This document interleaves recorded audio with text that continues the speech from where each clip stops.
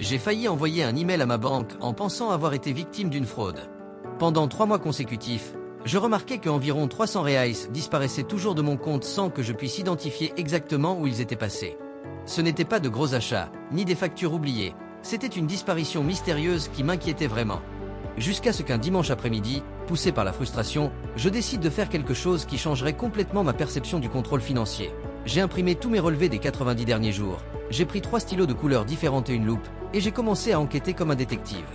4 heures plus tard, non seulement j'avais découvert où partaient les $280 mensuels, mais j'avais trouvé un schéma si effrayant qu'il m'a fait remettre en question ma propre santé financière. Ce que j'ai découvert, ce n'était pas une dépense unique, ni un abonnement oublié. C'était un ensemble de micro-dépenses presque imperceptibles que mon cerveau ignorait systématiquement, mais qui, additionnées, représentaient une hémorragie financière significative. Et la partie la plus fascinante, quand j'ai montré mon analyse à 10 amis, 9 d'entre eux ont découvert qu'ils avaient des fuites similaires, avec des valeurs entre $200 et $4 par mois. Aujourd'hui, je vais vous révéler exactement quelle est l'erreur cérébrale qui cause cette fuite silencieuse, comment identifier votre valeur spécifique, et la méthode simple que j'ai utilisée pour colmater cette fuite et récupérer $3 444 la première année sans réduire mon niveau de vie. Ce que j'ai découvert pendant mon enquête du dimanche va expliquer pourquoi vous avez l'impression que votre argent disparaît magiquement chaque mois.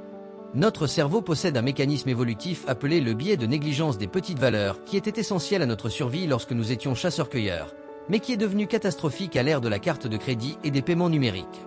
Ce biais fait que notre cerveau classe automatiquement les dépenses en dessous d'une certaine valeur comme insignifiantes, donc ne méritant pas d'être enregistrées consciemment.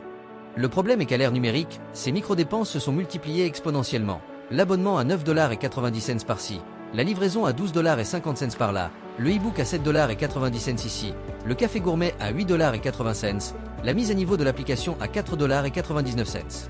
Individuellement, ils semblent insignifiants. Collectivement, ils forment une fuite qui draine silencieusement votre compte bancaire. Les neurosciences expliquent que les dépenses inférieures à $15 activent une région différente du cerveau, le système de récompense immédiate, qui contourne pratiquement le cortex préfrontal, où se produit la planification financière rationnelle.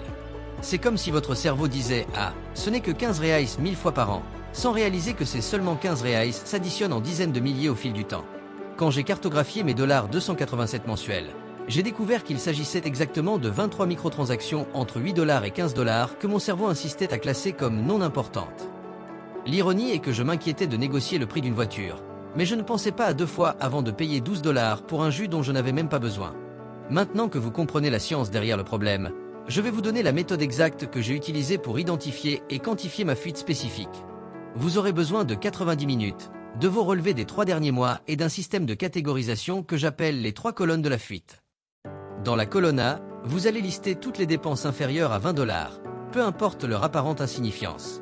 Dans la colonne B, vous allez classer chacune de ces dépenses dans l'une des 3 catégories, essentiel réel, comme un ticket de bus ou un médicament, confort justifiable, comme un déjeuner professionnel ou un cadeau nécessaire, et fuite pure, tout ce que vous avez acheté par impulsion, habitude ou ennui. Dans la colonne C, vous allez additionner uniquement les dépenses de la catégorie fuite pure. Quand j'ai fait cet exercice, j'ai découvert que sur les $287, exactement $204 étaient de la fuite pure, de l'argent que j'avais dépensé sans aucune valeur réelle en retour. La partie la plus révélatrice a été de découvrir que 60% de ces fuites se produisaient dans seulement 3 situations spécifiques. Quand je m'ennuyais dans les embouteillages, achats sur téléphone, quand je recevais des notifications de promotion, FOMO, peur de manquer quelque chose, et quand je procrastinais au travail, shopping thérapeutique. Ce schéma m'a montré que le problème n'était pas un manque d'argent, mais plutôt un problème de déclencheurs émotionnels et comportementaux dont je ne savais même pas l'existence. La cartographie ne consiste pas à juger vos dépenses, mais à illuminer des schémas que votre cerveau insiste à garder dans l'obscurité. Découvrir la fuite n'est que la moitié de la bataille.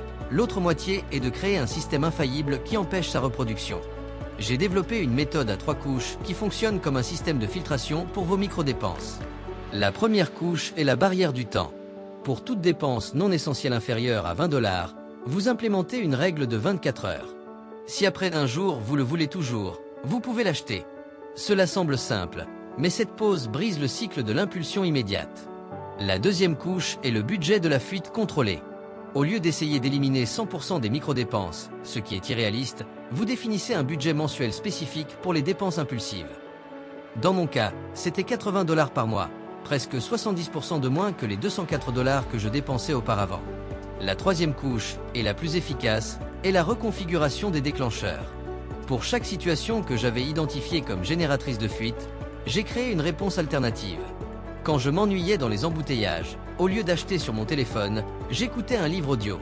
Quand je recevais des notifications de promotion, je les supprimais automatiquement. Quand je procrastinais au travail, au lieu de faire du shopping, je faisais 5 minutes d'exercice de respiration. Le résultat fut qu'en 30 jours, ma fuite est tombée de $204 à $73 et en 90 jours à $41. Le secret n'est pas la volonté, c'est de créer des systèmes qui rendent le comportement correct plus facile que l'incorrect. Si vous avez appliqué ce que vous avez appris ici aujourd'hui, vous avez découvert que la sensation des « argent qui disparaît » n'est ni de la magie ni de l'incompétence, c'est des neurosciences comportementales en action. L'erreur cérébrale qui vous fait ignorer les micro-dépenses est le même mécanisme qui permettait à nos ancêtres de survivre en se concentrant sur l'essentiel, mais qui à l'ère numérique est devenu un piège financier. Quand j'ai compris cela, j'ai arrêté de me blâmer d'être irresponsable et j'ai commencé à créer des systèmes qui travaillent avec ma biologie, pas contre elle. Au cours des 12 mois suivant la mise en œuvre de cette méthode, non seulement j'ai économisé $3 444, mais le plus grand bénéfice a été psychologique. La paix de savoir exactement où va chaque réal, et la confiance d'être en contrôle conscient de mes finances. Maintenant, je veux passer cette opportunité à vous. Dans les commentaires, dites-moi, laquelle de ces situations de fuite résonne le plus avec votre expérience? Est-ce la dépense par ennui dans les embouteillages? Les achats par notification? Le shopping thérapeutique? Ou avez-vous découvert un autre schéma spécifique dans votre cartographie? Partagez votre expérience. Votre histoire peut aider d'autres à identifier leur propre fuite invisible. Et si ce contenu a illuminé quelque chose pour vous comme il a fait pour moi, laissez un like et abonnez-vous à la chaîne. Cela aide énormément à porter ce message à plus de personnes qui sentent encore que leur argent leur échappe entre les doigts sans explication. Partagez cette vidéo avec cet ami qui dit toujours « Je ne sais pas où est passé mon argent ce mois-ci ». Souvenez-vous, $287 par mois représente $3 444 par an, soit $34 440 en 10 ans. Tout cet argent qui pourrait travailler pour vous au lieu de fuir silencieusement. La question est, allez-vous continuer à laisser votre cerveau primitif drainer votre compte ou allez-vous prendre le contrôle conscient de votre avenir financier ?